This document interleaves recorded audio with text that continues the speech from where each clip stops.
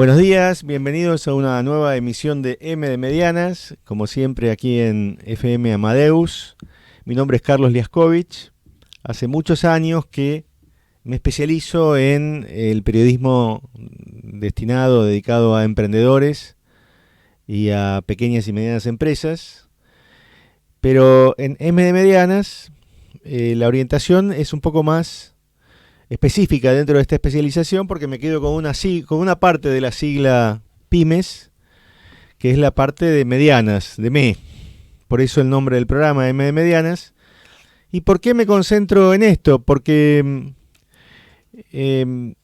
dentro del mundo de las empresas micro, pequeñas y medianas, justamente las medianas son aquellas que están aproximadamente entre 30 o emplean entre 30 y 40 personas hasta unas 300, en la Argentina por lo menos, en los parámetros de lo que es la Argentina.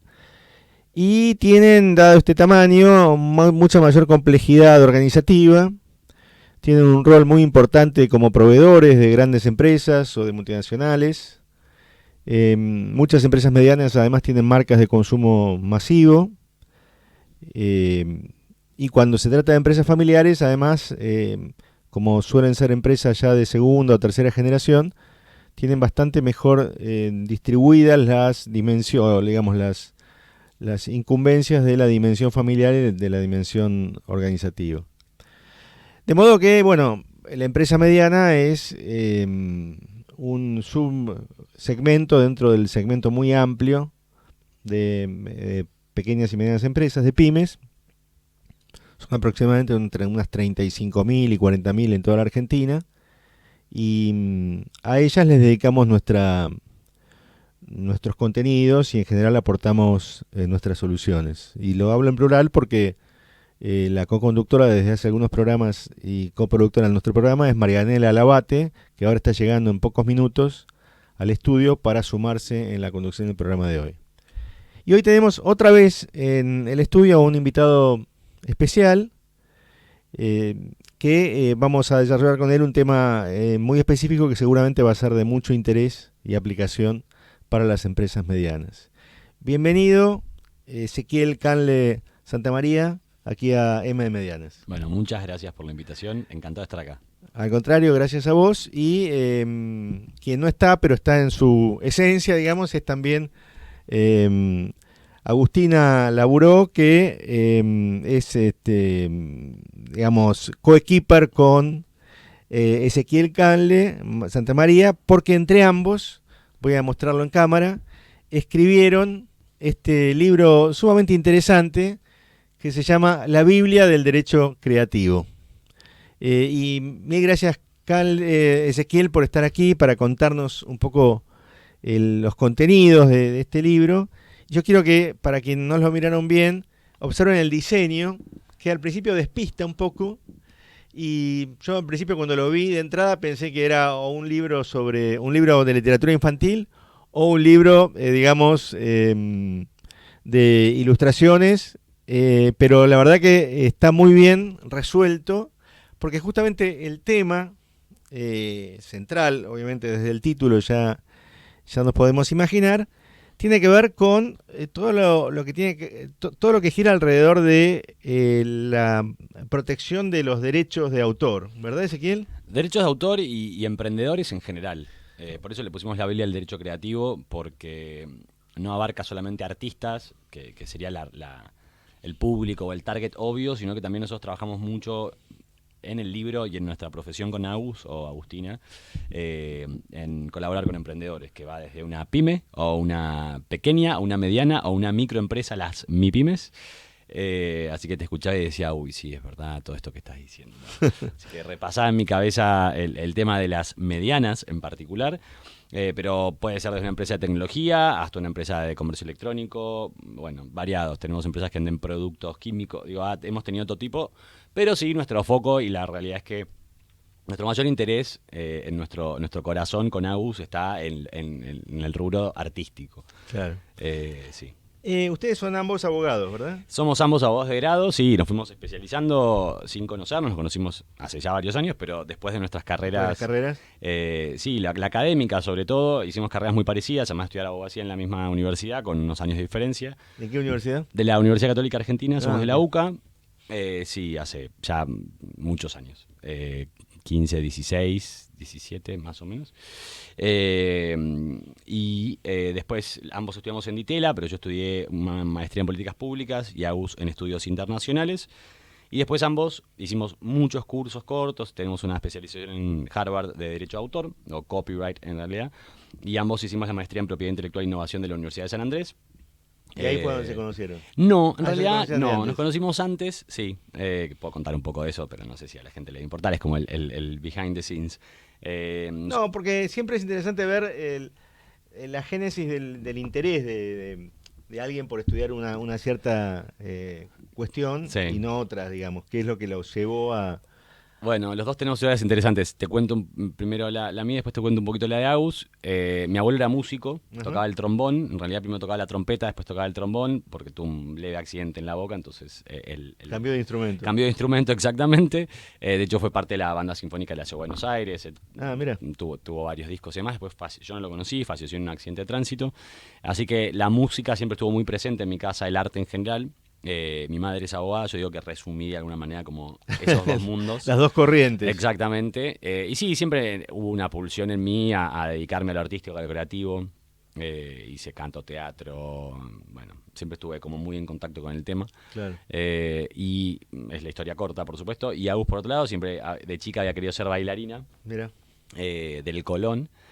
Y bueno, también la vida la fue llevando por esos caminos. De hecho, sus hermanos se dedican también a temas artísticos. Digo, los dos tenemos conexión constante con el mundo del arte. Claro. Y nos encontramos yo estaba dando una capacitación en Ministerio de Cultura sobre justamente temas de derecho de autor y ella estaba trabajando como consultora en el Teatro Colón. Y había como 50 abogados conectados, abogados y abogadas conectados en el Zoom hace ya 5 o 6 años. Y ella me hablaba por Instagram, están todos durmiéndose, somos los únicos fanáticos de este tema. Y bueno, la verdad es que a partir de ahí nos empezamos a juntar a tomar cafés y yo tenía un caso y lo compartía y ella me decía qué pensás de un caso de ella. Y empezamos así, hasta que un día nos contamos que queríamos los dos hacer un libro. Y nos dijimos, Cada uno por su parte quería hacer un libro. exacto. Nos contamos en un cafecito o vino, no me acuerdo. Y dijimos, che, si lo hacemos juntos. Porque, pero yo me imagino que seguimos por el libro, después nos vamos Sí. a meter en la materia. Obvio. Había otros libros vinculados a derecho de autor. Sí. Debe haber una bibliografía muy extensa, una rama del derecho. No tan no extensa, tan extensa. pero hay. Pero ¿y por qué un nuevo libro? ¿Qué es lo que querían con el nuevo libro? Bien, bueno, para empezar, lo que queríamos, dos objetivos muy claros. Primero, posicionar a lo que se llama derecho creativo, que es una rama, digamos, oficial, si se quiere, en el mundo del derecho, pero que sí abarca varias cuestiones, entre ellas la principal por ahí, que es el derecho de autor, pero temas contractuales, algunos temas societarios o laborales, en fin, varios temitas que hacen a la gestión de un emprendimiento. Ujú. Y por otro lado, porque toda la, no tan amplia, diría yo, pero soy exigente, bibliografía estaba apuntada, era de abogados para abogados. Ok. Que es una problemática para mí que tiene el derecho en general, que siempre estamos hablando entre colegas como algo muy endogámico. Bueno, Sí, y con un lenguaje bastante hermético también. 100%. De jurisprudencia, ¿no? Jurisprudencia, doctrina, y esta palabra en latín que a nadie le importa, y digo, sin ofender a la gente que No, que por habla una supuesto, lengua sí. muerta, ¿no? Por supuesto. Pero, digo, así funciona también, bueno, no me quiero meter, pero así funciona también, ¿no? Nuestro sistema judicial, digo, es muy, muy estanco, muy trunco, muy vetusto. Y un poco lo que queríamos era apuntar y hablarle a esa comunidad de artistas, de emprendedores, de creativos, y que además entendieran lo que estaban leyendo, porque Claro. el libro igual podría haber sido para artistas, pero bueno, no ilustrado, sin infografías, Exacto. digo, con palabras complejas. Y un poco hay una tendencia hace ya varios años en el mundo y en la Argentina, por supuesto, un poco más leve, porque estamos muy lejos, de simplificar el derecho. Ujú. Eh, De acercar el derecho. de acercar el derecho, exactamente. Porque además, digo, las normas se presumen conocidas, pero si uno no entiende, tampoco conoce. Claro. Bueno, dicho todo esto, que la verdad que es una introducción necesaria, me parece que nos va a vincular de otra manera con el libro. Me gustaría ya entrar en tema propiamente dicho, porque el acercamiento desde mi ignorancia y desde mi falta de conocimiento, ahí llega Marianela, bienvenida Marianela a nuestro programa. Te estábamos esperando, Marianela. Ezequiel, así es, acaba de bajar. Hola, ¿cómo estás? Voy a repetir el chiste, porque digamos, acaba de bajar mucho el promedio de edad Ezequiel en el estudio, te das cuenta. ¿Yo lo bajo? No, Marianela. Marianela me parece que lo baja más que yo. Sí, pero sí, Ezequiel es el que lo que pasa es que Marianela ya está acostumbrada a mi chiste, entonces ya... Está bien. El público se renueva. El público se Nunca renueva, antes exactamente. Bueno, estamos entrando ahora, una vez hecha la presentación del origen del libro y cómo se conocieron Ezequiel y Agustina, los coautores, y por qué este libro, estábamos empezando a entrar en tema. Y me parece interesante la manera en que empezaron el libro, porque para alguien que no conoce el derecho, no lo abruman, sino que van paso a paso y desplegando el tema sobre los cuales, digamos, y estos pasos después los van volviendo a abrir y los van volviendo a explicar, y siempre con terminología comprensible. Pero si tuvieras que, en una entrevista de 40 minutos ahora en la radio, presentar el libro y contar, digamos, los grandes capítulos del libro o la organización general del libro, ¿cómo lo presentarías? Bien, yo creo que lo dividiría en tres, en principio. El gran primer tramo del capítulo es, nosotros le decimos, conoce tus derechos, que es un poco lo que te decía recién. Si uno no conoce sus derechos, no sabe qué puede hacer. Bien. Entonces, hablamos un poco de, bueno, ¿qué es el derecho de autor? ¿De dónde viene? ¿Por qué es importante? ¿Para qué lo podés usar? Y a quiénes abarca también, ¿no? Porque parece que el derecho de autor es solo para el pintor o la diseñadora gráfica, y en realidad es mucho más extenso que eso. Y también, el derecho de autor o el derecho creativo son familiares claramente muy directos el derecho de autor es parte de la propiedad intelectual, pero cuando uno dice propiedad intelectual parece que habla de marcas, patentes, como cuestiones como más serias, incluso. Más empresariales. Más empresariales, sí, más claro. Corporativas. Bueno, incluso la patente, digamos, que con todo lo que conlleva, también está apuntada a una industria como más grande, con mucho más dinero. Lo asociamos, decimos patentes y nos imaginamos una vacuna, digamos, sí, ¿no? Sí. O la farma en general, un medicamento. Pero en el mundo marcario, si bien en el libro no mencionamos marcas, el mundo marcario es para cualquier emprendedor. Y ni hablar para las medianas empresas, ¿no? Que de hecho tenemos casos que ahora, si quieren, charlamos. Sí, que el chisme siempre nos gusta. El chisme siempre es... No te pedimos nombres, pero sí apellidos. Da nombres Luis, diría. Sí. Pero no vamos a dar nombres, pero vamos a hablar de chismes. Pero bueno, el primer capítulo, volviendo al tema, tiene que ver con conocer tus derechos. De nuevo, es la base, la piedra basal y fundacional de cualquier cuestión. El segundo capítulo tiene que ver más, nos empezamos a entrar un poco más con la comunicación, ¿no? Uh-huh. Bueno, ¿qué pasa con los derechos de autor? ¿Cómo se puede comunicar? ¿Qué se puede hacer? ¿Qué no se puede hacer? Y demás. Y el tercer capítulo, nosotros le decimos monetizar tus creaciones. De alguna manera es como, bueno, con todo esto que ya sabes y con lo que sabes que se puede hacer y lo que no se puede hacer y dónde tenés que pedir permiso, dónde están los límites también, que es muy importante en el mundo del derecho, los límites. Bueno, cómo gestionar lo que vos tenés. Que de alguna manera también lo que es interesante es que cualquier emprendedor quiere vivir de lo que hace. Claro. Sea un pequeño, mediano o, bueno, a una gran empresa o una microempresa. Y eso aplica también a un artista grande, a una galería, a un museo o a cualquier persona. O un diseñador, un desarrollador de software. Un desarrollador de software, exactamente, o una software factory. Todos queremos vivir de lo que nos gusta o de lo que nos paga, dependiendo de las posibilidades que nos presente la vida. Entonces, conocer cuáles son nuestros derechos, cómo comunicar y cómo monetizar, nos parecía que era la manera más simple incluso de acercar el libro a las personas.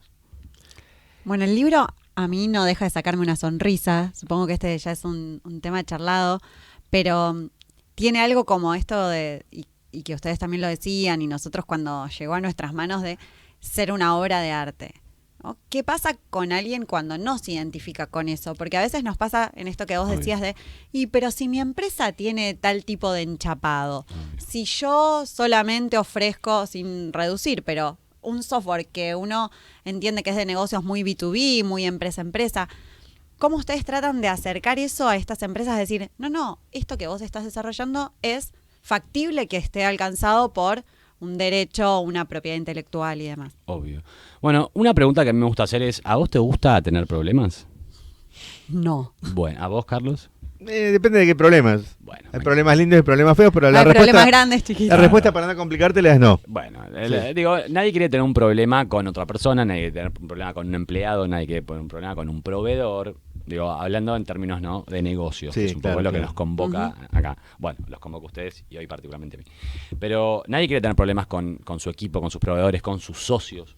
Entonces, es bastante común, y vos recién mencionabas en la introducción, Carlos, digo, en las pymes o las medianas empresas familiares, que ya hay una segunda, tercera generación un poco más profesionalizada, en el mejor de los sentidos de la palabra y no peyorativo.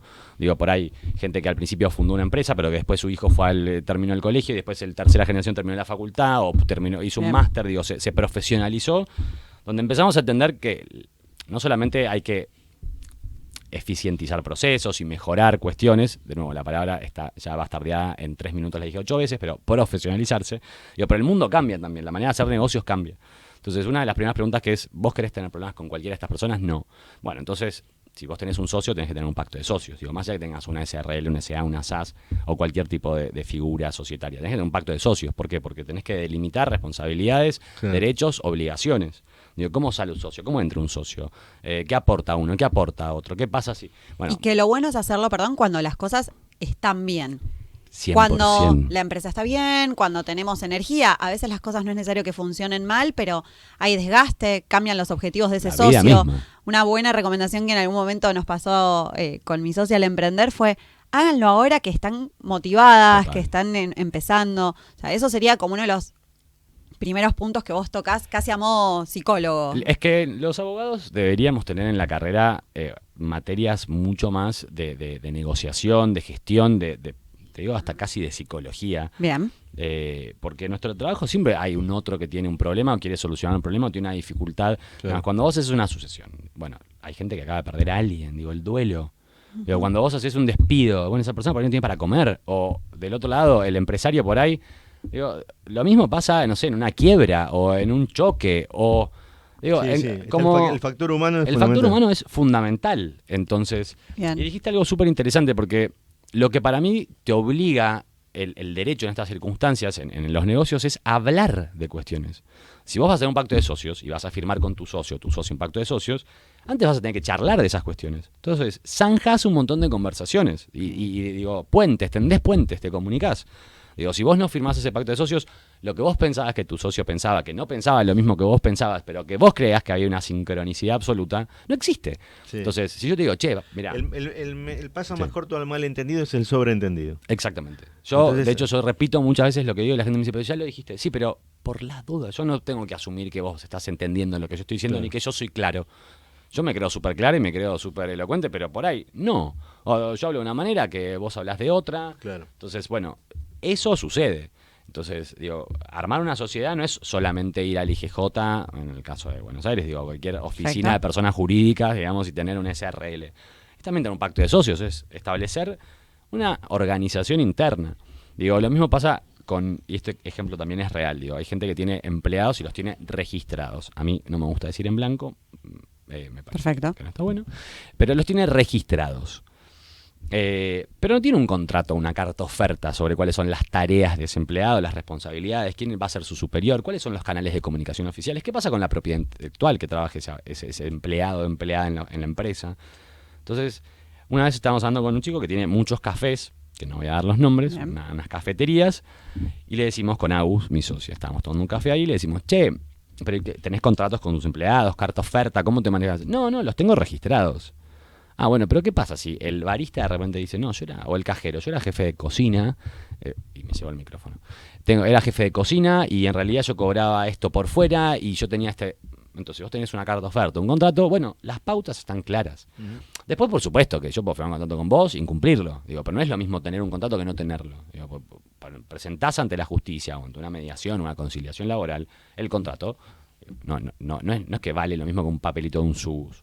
Entonces también hay una creencia, digo, bueno, el Código Penal dice no mates a nadie porque vas a ir preso. La gente mata igual, o no robes a nadie, o no Claro, estafes. claro. Bueno, la gente hace cosas, digo. El derecho no lo después, puede sí, evitar. claro. Cuesta, más allá de esta profesionalización, a veces hacer ver al otro, en este caso al dueño de una mediana, alguien que está en un cargo gerencial, el valor que tiene de registrar más, porque a veces venimos con esto de, pero ¿quién lo va a ver? Pero si solo vendo en Argentina, pero sí, como eso de quizás más por fiaco, cierta pereza de entrar en la parte burocrática. ¿Qué le podés decir a alguien que está en ese lugar? Mira, algo que nos pasa mucho es con el tema marcario, ¿no? Que nosotros hacemos muchas marcas y laburamos mucho con emprendedores y con artistas, con creativos en temas marcarios y en impulsar que registren sus marcas.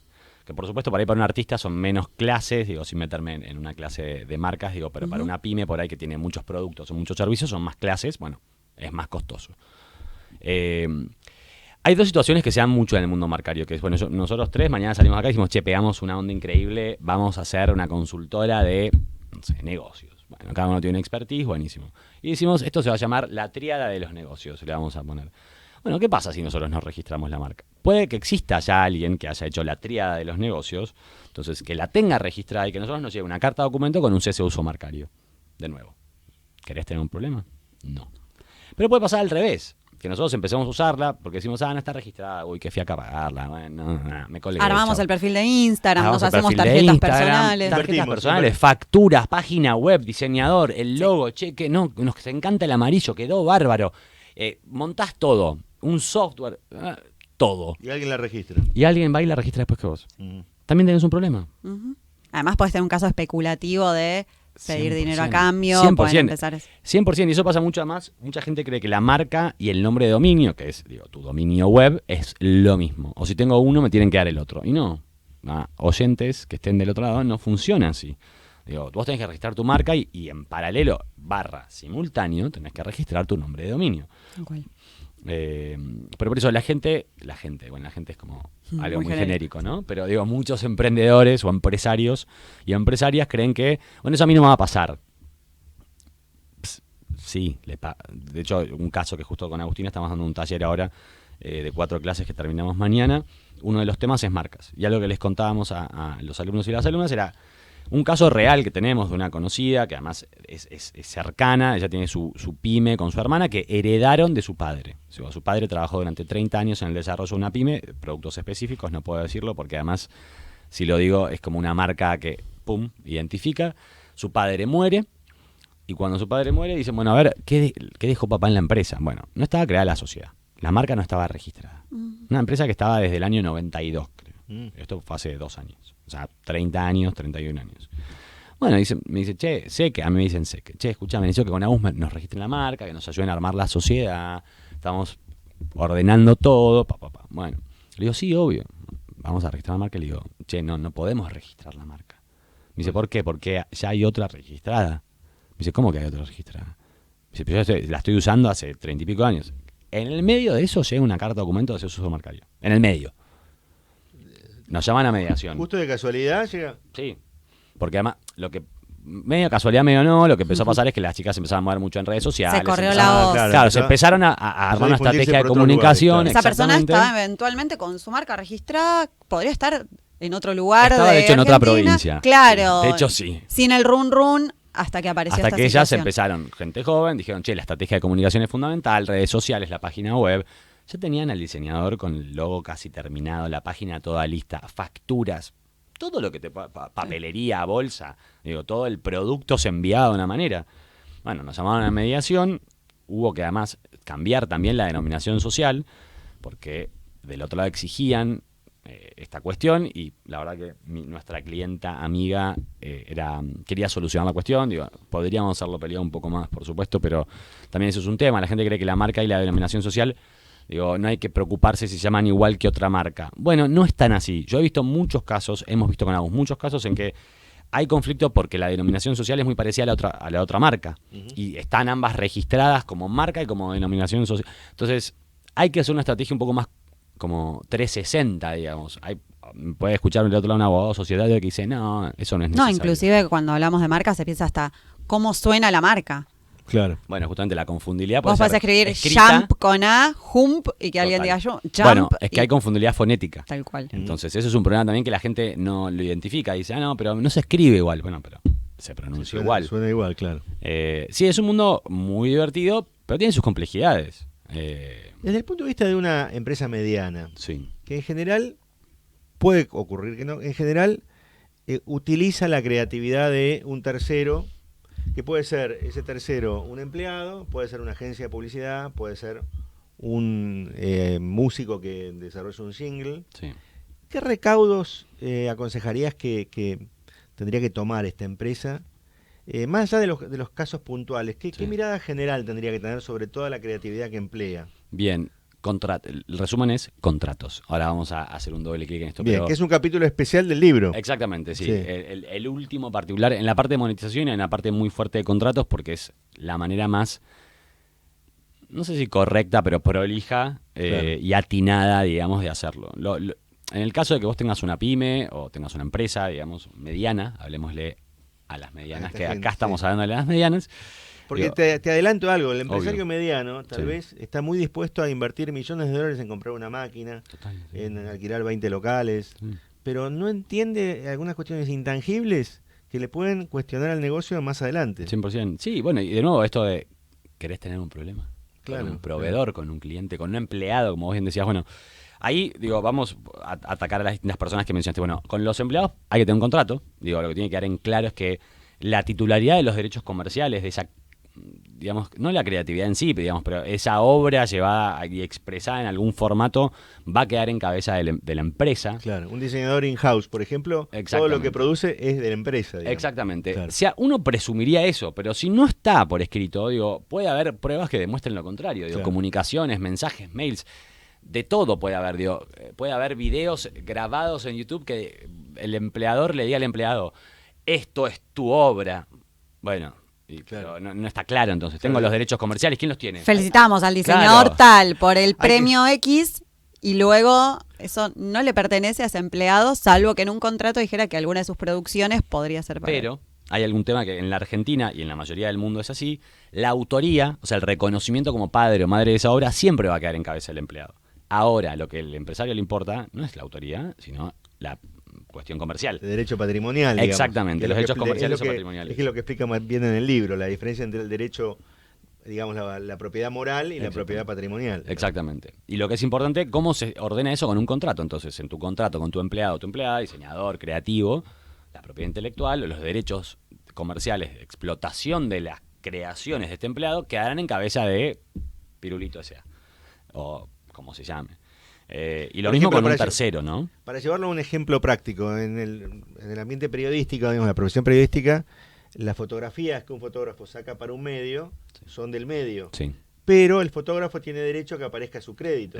Es exactamente lo Y si sí. no aparece el crédito, no aparecería la propiedad moral, digamos. Exactamente, uno tiene Correcto. derecho a ser reconocido como el padre o madre de esa obra, Correcto. ese es el derecho de pamaternidad, pero por otro lado, como vos muy bien decías, Carlos, esos son los derechos morales, hay algunos más, pero el principal es la pamaternidad. Digo, hoy, 500 años después, Shakespeare es el autor del Mercado de Venecia o de Romeo y Julieta. Bueno, eso no lo vamos a discutir. Ahora, yo puedo reversionar Romeo y Julieta como a mí se me encante, porque los derechos comerciales ya están, digamos, ya no tienen nada. Exactamente. Claro. Ahora, los derechos comerciales es importante que en un contrato que haya una cesión de derechos, una licencia incluso puede ser, dependiendo del contexto. Digo, si vos contratás una agencia o un diseñador externo o alguien que te haga un jingle, digo, dependiendo de lo que vos contrates, necesitas tener un contrato que regule esa relación y sobre todo que te deje tranquilo o tranquila a vos, a tus socios, a tu equipo, que podés explotar comercialmente eso. Generalmente después hay recomendaciones muy específicas, ¿no? Que sea, bueno, por ahí sin límite de tiempo, sin límite geográfico, digamos, cuestiones que te permitan a vos en el futuro no tener que volver a refrendar esa relación. En relación con esto que decías, ¿querés tener problemas con el empleado? El proveedor, por ejemplo, el que hizo el jingle y demás. ¿Qué pasa hoy en el mundo más vinculado al tema de lo digital en cuanto a que está de moda esto del UGC, el UGC, que es el contenido creado por el usuario o algún otro tipo de producción? Nosotros, recién decías, hemos compartido también el sombrero docente. Hablábamos del caso Toddy, la Toditorta que la empresa cuenta que la patenta junto a una nena que se le ocurre. ¿Has visto de estos casos? ¿Qué sugerís si una mediana viene a alguien y le dicen, che, se me ocurrió para tu empresa tal cosa? ¿Se suele registrar en forma conjunta? ¿Eso existe? Bueno, ahí hay que ver cuál es en qué cabe, en qué eje la propiedad intelectual cabe, ¿no? Ok. Digo, si es en una marca, vamos a tener un sistema, si cae en lo que es derechos de autor, tenemos otro. Entonces, si es una marca, digo, si viene un usuario y dice, che, para mí tienen que hacer esta marca, digo, porque puede ser una submarca de tal producto o servicio, o incluso piensa un jingle que eventualmente se puede registrar como marca. Bueno, Como marca siempre puede quedar en cabeza del empresario, la empresa, digo, como la parte más como corporativa, si se quiere. Ahora, de nuevo, si vamos a los derechos de autor, siempre la maternidad va a tener que estar reconocida. Digo, en la marca a nadie le importa quién hizo el logo. Yo te contrato como diseñadora, me cedes los derechos, registro yo mi marca. Fin. No, nadie, el INPI no me va a decir, ¿y dónde está el contrato con la diseñadora o el diseñador que hizo este? Digo, en todo caso, si yo no tengo los derechos y esa persona se entera, me hará el reclamo que corresponda, que considere pertinente. Pero, de nuevo, para mí la herramienta fundamental es el contrato. Como evangelizando para hacer contratos es el Perfecto. capítulo. Y ustedes insisten en el libro no tenerle miedo a la palabra contrato, ¿no? No, pasa mucho también. Digo, ni hablar en las pequeñas, medianas empresas y en la comunidad creativa en general, o en el mundo startupero también, digamos, en las startups tecnológicas, que no, es lo legal, no, pero yo no puedo ser tan formal, no, pero es el primo de mi amigo, no, pero cuesta un montón. Bueno, hay un montón de peros y de ifs que la gente pone. La realidad es que, de nuevo, vuelvo a la pregunta inicial, ¿vos querés tener un problema? Que es muy genérica, por supuesto, obvio, y después uno puede decir, ay, sí, es un lindo problema tener $1.000 millones. Bueno, sí, igual no sé si quiero tener ese problema tampoco, preferiría sacarle un par de ceros y estar más tranquilo, pero, de nuevo, hablando en términos reales, nadie quiere tener problemas con sus compañía de trabajo, con sus socios, con sus empleados, con sus empleadores, con los proveedores, con terceros en general. ¿Y notas que quizás las empresas que son más nacidas digitales o que empiezan su transformación digital, en ese aspecto están como un poquito más flojita de papeles? Decir, bueno, pero en digital uso Hot Sale, por ejemplo, sí, y no es de uso libre. Sí, están más flojas de papeles, también a veces están más permeables. Bien. Porque lo que pasa con, por ahí, la empresa familiar o la pyme, pyme, perdón, voy a tratar de decir mediana. No, pero está bien. Está bien. Bueno, pyme. Es que, bueno, esto se viene haciendo hace un montón así, entonces, ¿por qué voy a cambiar? Claro. Es la gran pregunta, ¿no? En cambio, el nativo digital, emprendedor digital, te dice, bueno, a ver, contame. Ok, sí vi que. También lo que le pasa al ecosistema emprendedor digital, no, yo le digo startupero para que se entienda muy bien de quién estamos hablando, es que tiene un aspiracional mucho más claro. Digo, yo también quiero ser como Elon Musk o como Mark Zuckerberg o como Tim Draper quiero vender en todo el mundo y todos sabemos que en todo el mundo las normas se respetan. Digo, vos andá a transaccionar con una empresa norteamericana o española y no firmar un contrato. Claro. O sea, intentalo, no va a suceder. Digo, es bastante latino y particularmente bastante argentino. Y hablo de Latinoamérica en general, pues me tocó trabajar en una startup a nivel regional y nosotros también tenemos clientes regionales y esto que pasa acá pasa en México, pasa en Colombia, pasa mucho menos por ahí en Uruguay, en Chile, que hay más formalidad y también así están más estables que nosotros también. Claro. Ahí hay como también una cuestión de no entender que la herramienta contrato, para resumirlo, pero la legalidad en general, siendo muy genérico, te ordena y te estabiliza en un montón de sentidos. Lo que pasa es que a veces cuando se pone el foco en grandes casos empresariales exitosos como Mercado Libre o como otros, digamos, o Globant u otros, se mira, por supuesto, la cuestión de mercado, la cuestión del liderazgo, la cuestión de las estrategias, pero salvo los abogados y algunos abogados, muy pocos ponen el ojo en la construcción jurídica que tuvieron para poder pasar de una situación a la otra, porque la famosa cuestión que decías antes de los startuperos, de esto de hacer todo escalable, escalar también implica tener nuevas rondas de capitales, tener nuevos accionistas, tener, reestructurarte. Y reestructurarte siempre hay un instrumento de contrato. Siempre, por supuesto, sí, el famoso SAFE, como le dicen, o cualquier otro instrumento.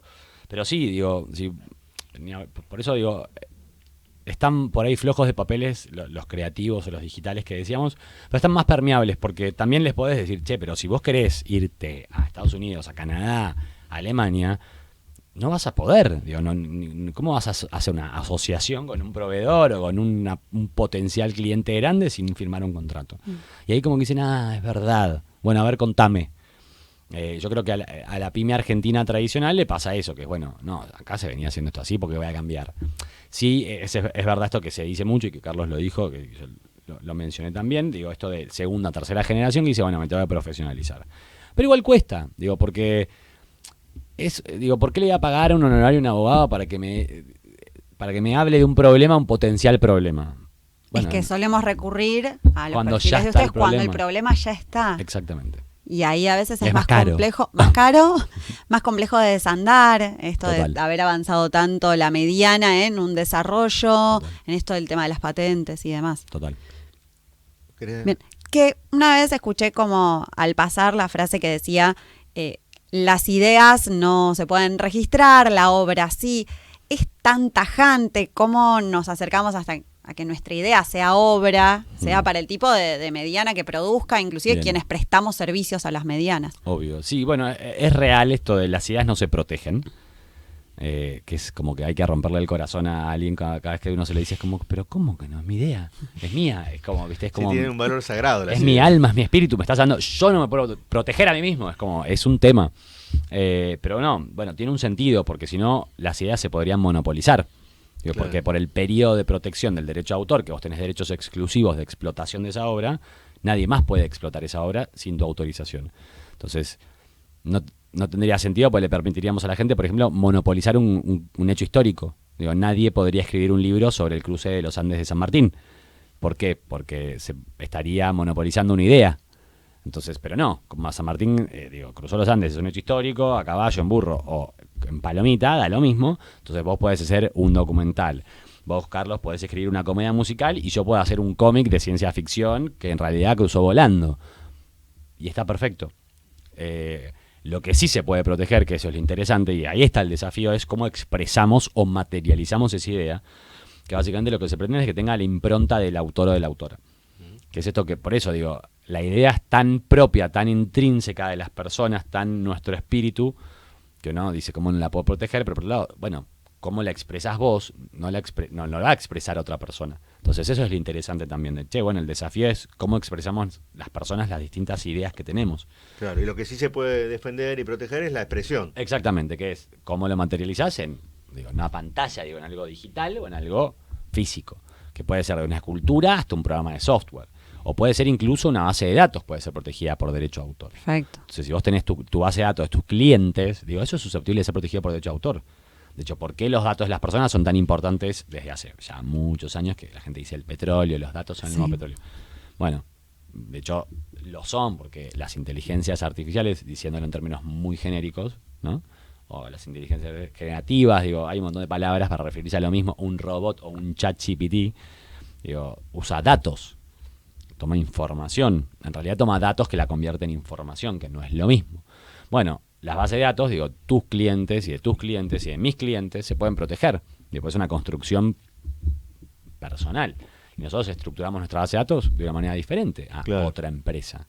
O por lo menos así debería ser. Después, por supuesto, hay cosas estandarizadas, nombre, apellido, mail. Después hay otras cuestiones. Con la inteligencia artificial se abre un capítulo nuevo, ¿no? A ver, yo te digo el ejemplo que ya...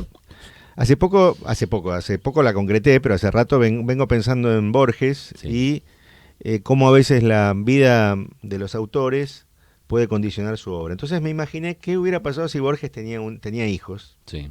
Entonces le armé un prompt para la inteligencia, el chat GPT simple, donde decía, bueno, Borges ha tenido un hijo y quiere expresar los sentimientos que le y desarrolló, y le pauté la cantidad de caracteres, etcétera.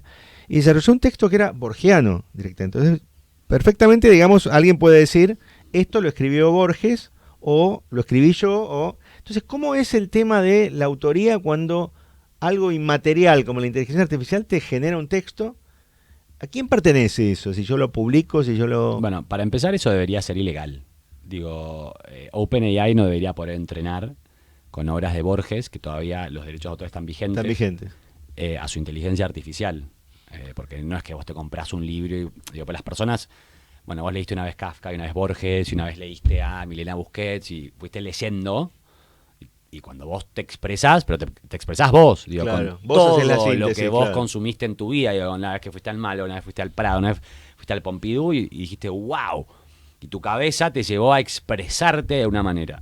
Ahora, vamos a hablar de OpenAI, yo no tengo nada, yo la utilizo para que me resuma cosas o para que me facilite tareas. Pero debería ser ilegal porque, hay un uso, primero hay un uso comercial de eso, entonces y no hay una autorización solicitada, Pero además, esto que vos decís, emula ser Borges, o parecería ser Borges. Entonces, ¿cuál es el límite entre lo real y lo no real? Bueno, una gran pregunta filosófica que no tengo respuesta. Pero por otro lado, es lo que decíamos, lo que venimos diciendo, ¿no? Digo, vos para usar la propiedad de otro tenés que pedir permiso. Entonces, más si después vas a decir que esto es el estilo de tal. Claro. Entonces, digo, de hecho, no es casual que, ya no me acuerdo si fue el año pasado o el anterior, el reclamo en Estados Unidos de los actores, las actrices y guionistas, digo, fue en paralelo y hasta un poquito posterior al reclamo de la Organización de Escritores en Estados Unidos. Y de los guionistas. Sí, pero de escritores de obras de libros. Ok. Previa, lo que pasa es que por supuesto no tienen tanto impacto. Tuvo menos visibilidad. Porque no se paralizó la industria porque no cinematográfica. estaba Nana Fine encabezando los reclamos. No estaba Nana Fine, exactamente. Pero digo, Margaret Atwood, que es una escritora muy conocida, digo, encabezaba esta lucha y es como, no, pero yo no quiero que entrenen con mi obra a una inteligencia artificial que después va a escribir como yo, que además, digo, le va a sacar el trabajo a otras Margaret Atwoods del futuro. Pero el problema no es que está mal que OpenAI utilice esas obras.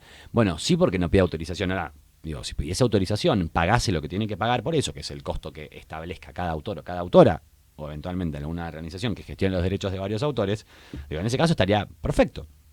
Digo, porque es lo mismo, yo no puedo ir a el Ateneo, bueno, no sé si se puede hacer chivos, no hice ningún chivo, pero una librería, a una librería y comprar la Biblia del Derecho Creativo. Digo, perdón, no puedo ir a una librería y llevarme la Biblia del Derecho Creativo. Yo voy y la pago. Claro. Digo, OpenAI la descargó en un lugar, o que el tipo la tenía en su biblioteca y entonces, por eso digo, las leyes, no en Argentina, pero sí en California particularmente y en algunos otros estados de Estados Unidos, están obligando a las empresas de inteligencia artificial generativa a que publiquen la base de datos con la que entrenaron a su algoritmo, diciéndolo en términos súper simples. Que está bien, digo, es una obligación de transparencia. Entonces, si yo estoy obligado a decir, entonces, usé a Borges, bueno, vos le pagaste, bueno, María Kodama está fallecida, pero a la organización que gestiona los derechos de autor de Borges, no. Bueno. Los sobrinos de María Kodama. Los sobrinos de María Kodama. Y en algunos casos habrá perfiles que quedarán un poco más indefensos, como el caso de los que tienen menos visibilidad. Por ejemplo. Como que a partir de este programa se empezase a usar nuestra voz. Por ejemplo, 100%. Modulada o editada para hacer reels. Sí. Ahí van en como la parte de esta, a la vez como lo bueno malo. No quiero entrar en un apocalíptico integrado entre esto de qué alcance va a tener, hasta qué punto nos vamos a quejar, hasta qué punto la democratización y el acceso está bueno o no. Yo tengo una pregunta para que no nos mandemos macanas, sí. Hablando lisa y llanamente. Sí. Porque a veces parece que todo lo que está en internet está disponible, inclusive para una mediana, contrata un community o algún colega quiere completar con una foto en la web. Pinterest.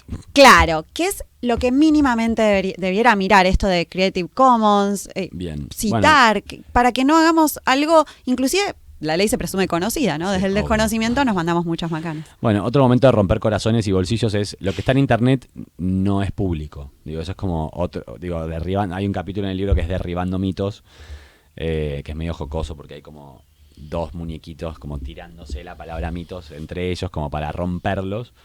Pero uno de los grandes mitos que con Agus también tratamos de desmitificar es lo que está en internet no es público.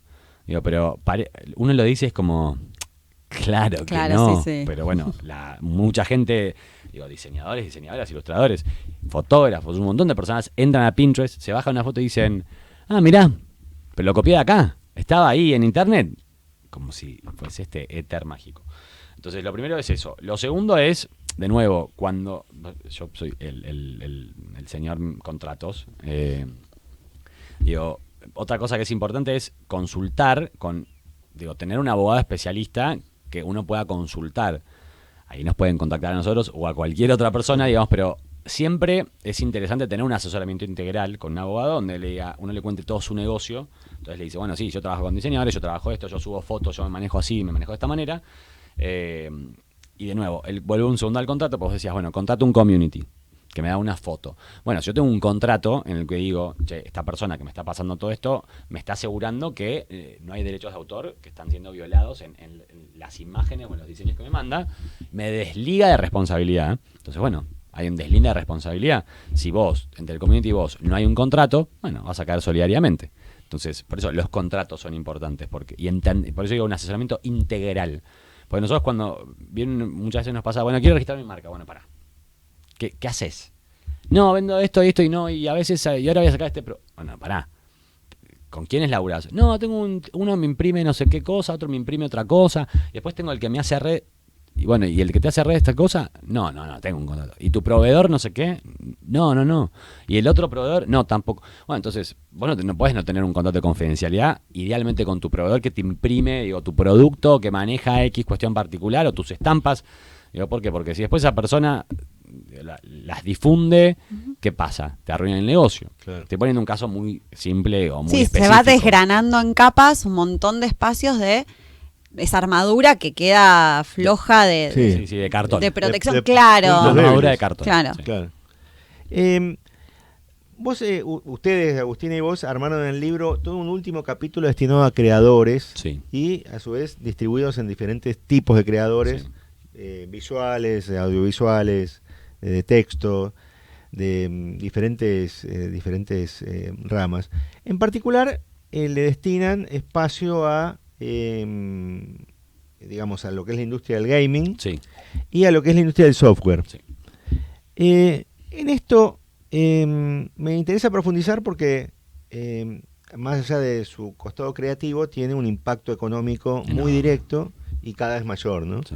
Entonces, a gente que está desarrollando software o gente que está dedicándose a la creación de juegos, de videojuegos ¿qué consejos les darías para que arranquen con el pie derecho, o incluso si ya montaron una empresa y esto lo tienen debilitado, no lo tienen demasiado en foco, ¿qué les recomendarías? Que se vinculen con estudios de abogados, que contraten un abogado, que tengan en línea algún tipo de chequeo de calidad incorporado dentro del circuito de producto. Sí, yo creo que el solo software es más sencillo que el que hace videojuego, que va a implicar seguramente una plataforma, un software, música, un guión, personajes, como ya empieza más artistas. Empieza a complejizarse mucho más, porque además el que hace la canción por ahí no hace el sonido, la arquitectura de sonido para un videojuego no es lo mismo que el sonido por ahí de introducción